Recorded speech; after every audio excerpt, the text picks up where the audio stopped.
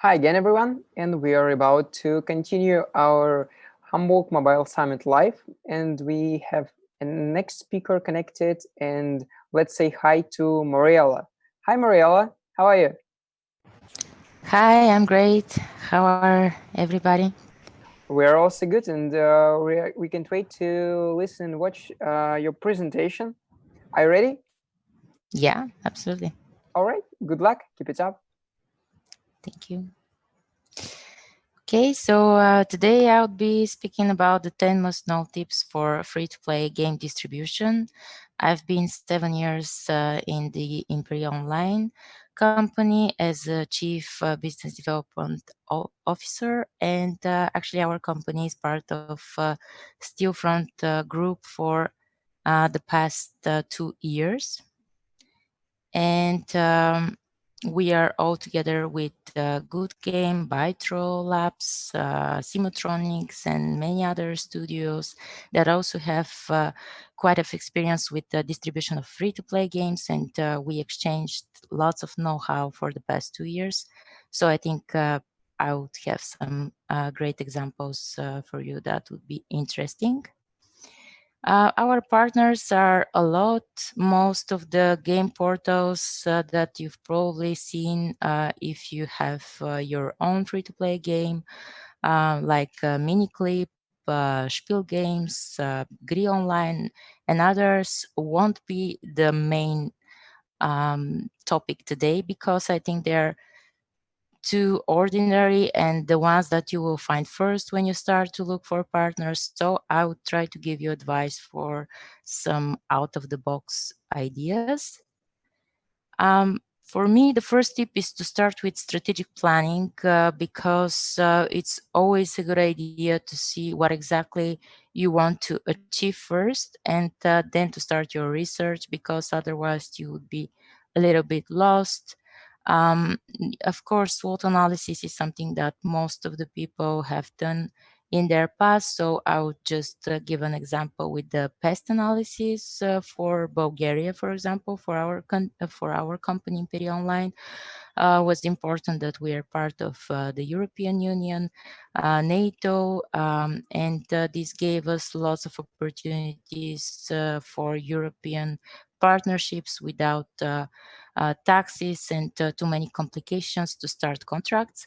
The currency is pegged to euro, the Bulgarian leva, so this is also important and quite easy to get your revenues or to send them if you're the ones that's gathering the money. 10% corporate tax in our country and 20% VAT. The cultural part is also important because we are very down to earth with high tech products, interesting high tech products, career attitudes to returning in Bulgaria. That's part of our culture and actually gives us a chance to take lots of people out of the universities that from Europe. They studied game design and so on. So we have lots of talented people in our company.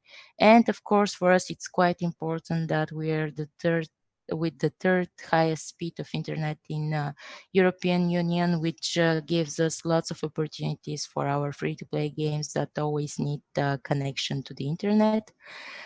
We also have growing outsourcing industry, and we are the fifth with mobile server subscriptions in European Union. So we are experimenting for the past 10 years a lot with mobile games. Another important tool that you can use is the competitive analysis because you don't want only to concentrate on the games that you obviously see that are your competitors. It's better to make more detailed analysis to determine the industry competitor in terms of investors, what exactly is their customer base, what other games they have, their strengths like price, service, convenience. Because sometimes when you do the profiling about the background, what team they have, what strategies they use, you will realize that you're not exactly competitors and you don't need to try to follow their strategy, because you're completely on the opposite road, and this will just confuse you.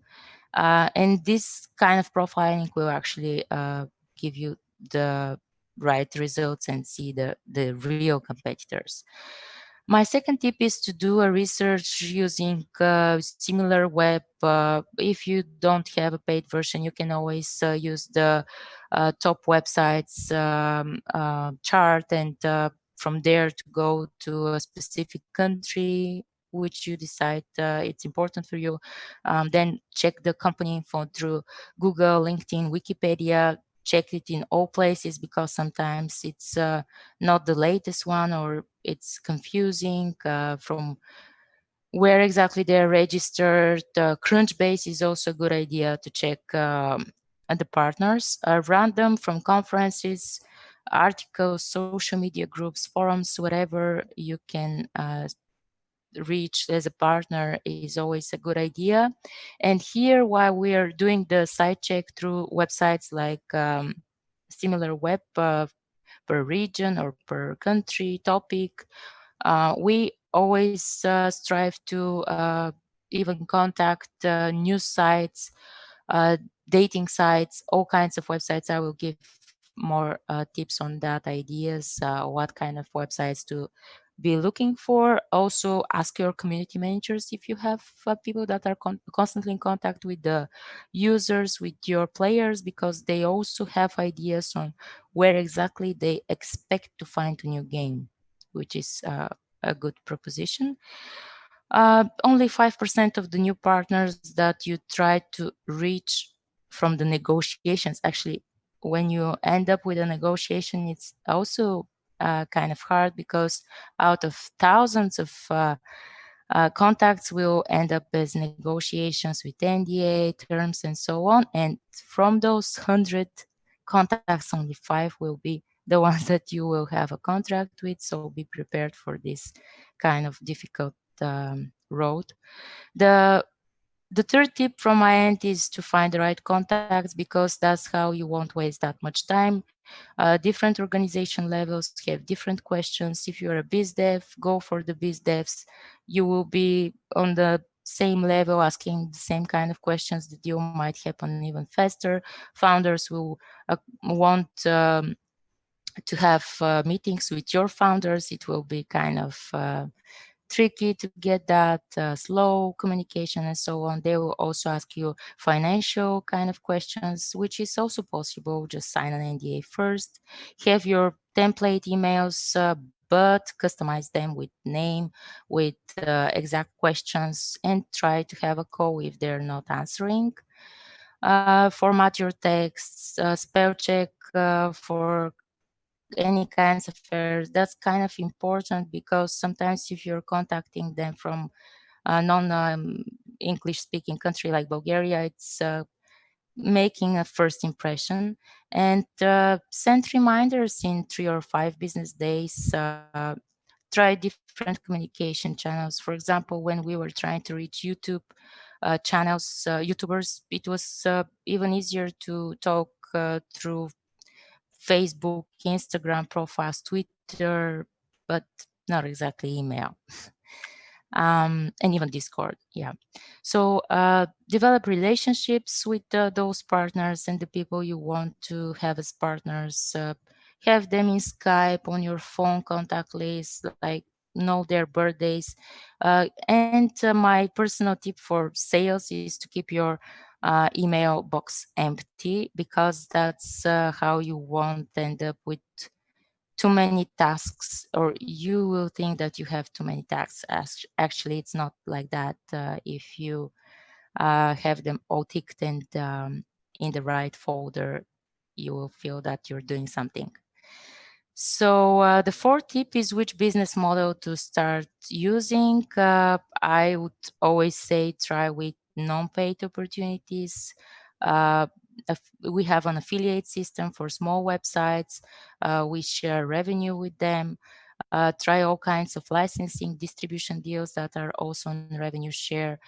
Make a custom presentation for the partners that you really care to get, and concentrate just on one or two games. Don't give them the whole portfolio of 10 games if you have. And make sure to have your own contract template, because this will save you time. Even for the NDA, if you have your own NDA, your contract, this will make all the things faster. A set of banners, um, description for your game, a custom landing page. All these things will make the process very smooth, and they will see that you're professional.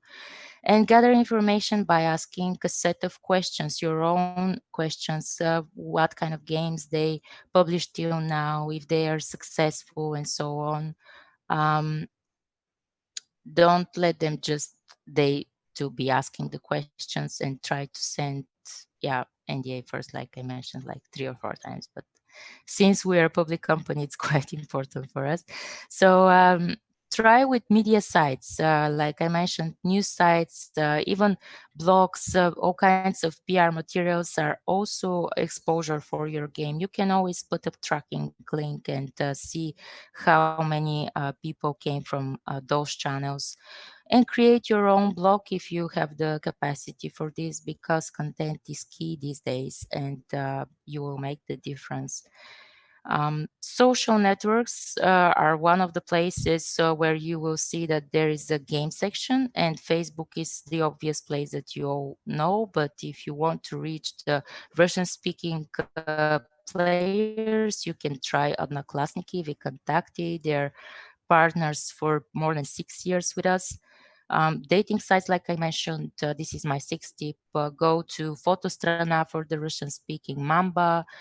We tried with Elmas in Bulgaria, and I'm sure that there are many others in different countries that can actually have an entertainment section, or are open to hear your proposal to have a game section. And those categories might give you lots of traffic in terms of volume, which are not exactly gamers.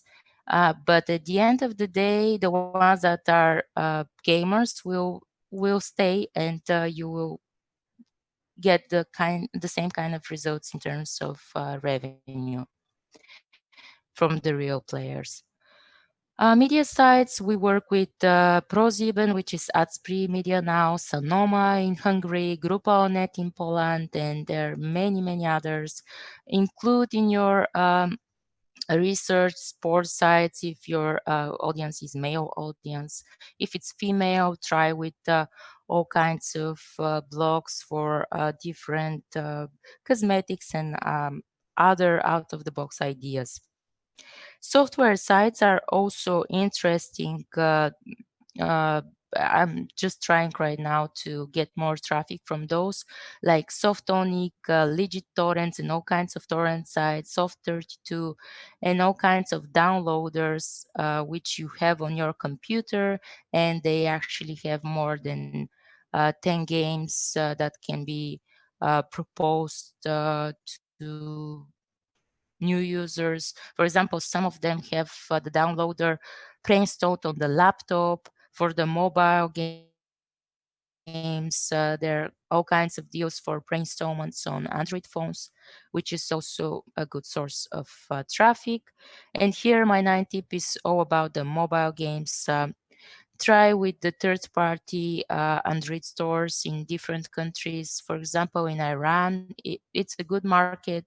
It's kind of specific, but if you actually try to make content and translate your game, you might get good revenues from Cafe Bazaar, Iran apps, Samsung, Huawei, Xiaomi. They also have really nice app stores with game categories. Naranja, Kakao Store are also good ideas. Tango, they have a game section. Line, Nimbus, Kick. Viber used to have one game section, and we had a great partnership with them because it was very custom, even with stickers for the chat. And users really liked the whole experience. We even changed the whole color of the game with the Viber purple color, and they really liked the idea.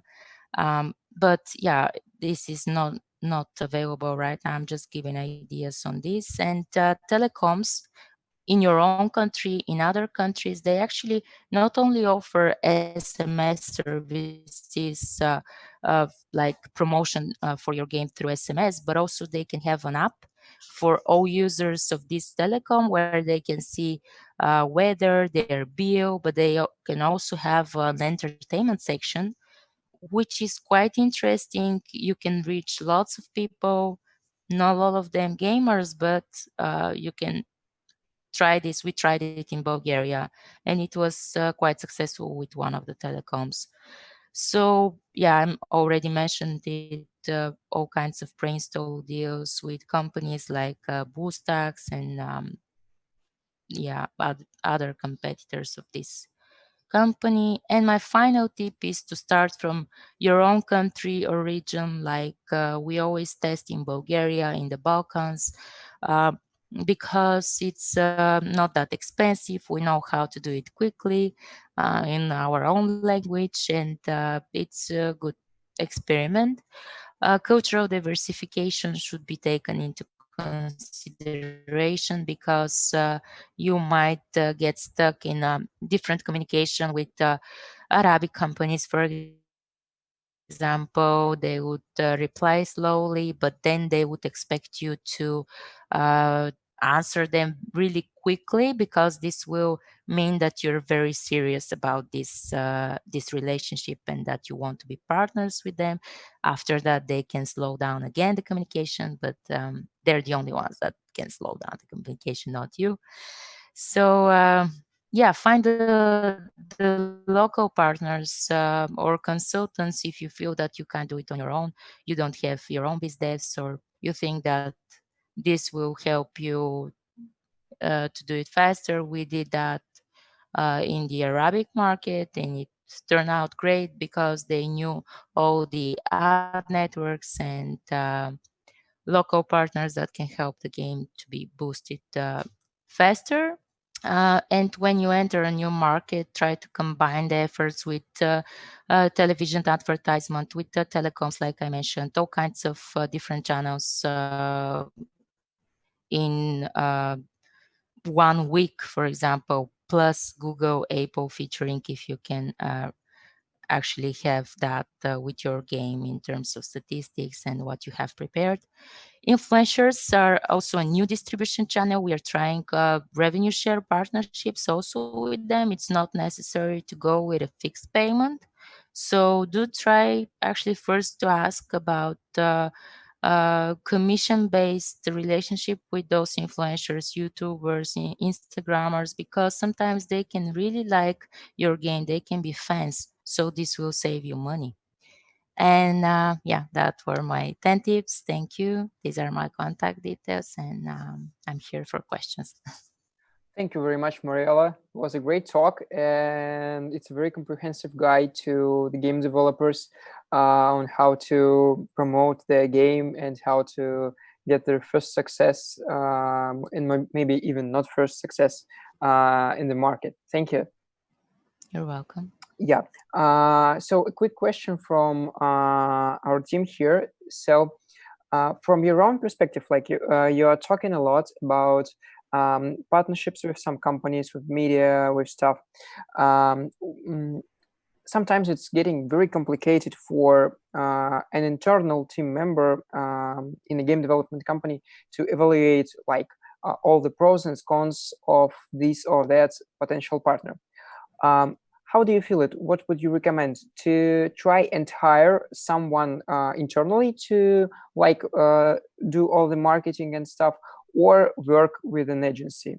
Um, Yeah. For Iran, we tried both ways. First, with an insider, a person who just knew Farsi, and we felt that, oh, why not to just go as a developer and publish our game in Cafe Bazaar.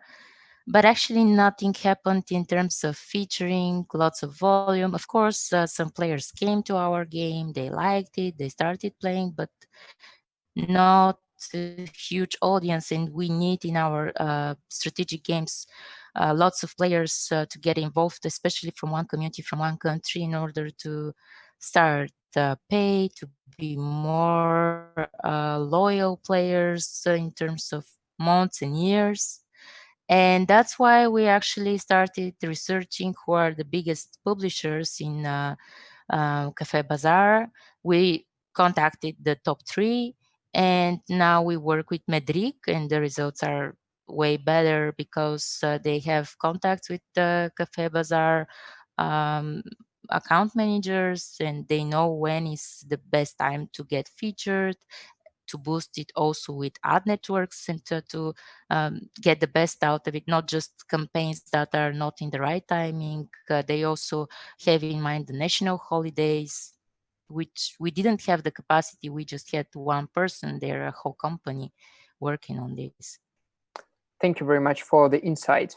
And we also have a question from Bulent in the lectures chat, and it's about the dating platform. What was your experience with dating platforms when it comes to return on ad spend compared to other verticals you listed? Mhm. Yeah, definitely. It's kind of tricky because I remember those statistics because they were calling me to ask, what is that traffic? Where is it coming from? Because it was huge volumes of traffic, and only 5% of the people were even finishing the tutorial. And they said, why did you get that deal? And I said, it's a revenue share deal. We don't risk anything. It's just statistics that just 5% go through the tutorial, but they will stay, you see. And that's how it happened with Fotostrana. They're loyal players, and they stay for how many years? More than 4, I think. We're partners with Fotostrana, and revenues are coming, but only from those people that are actually playing the game. So yeah, if you don't want just volumes of traffic, and you don't see it that way, and you want to pay for an install or for a registration, it's not the best place, I guess. Thank you very much, Mariella. It's time to round up for us.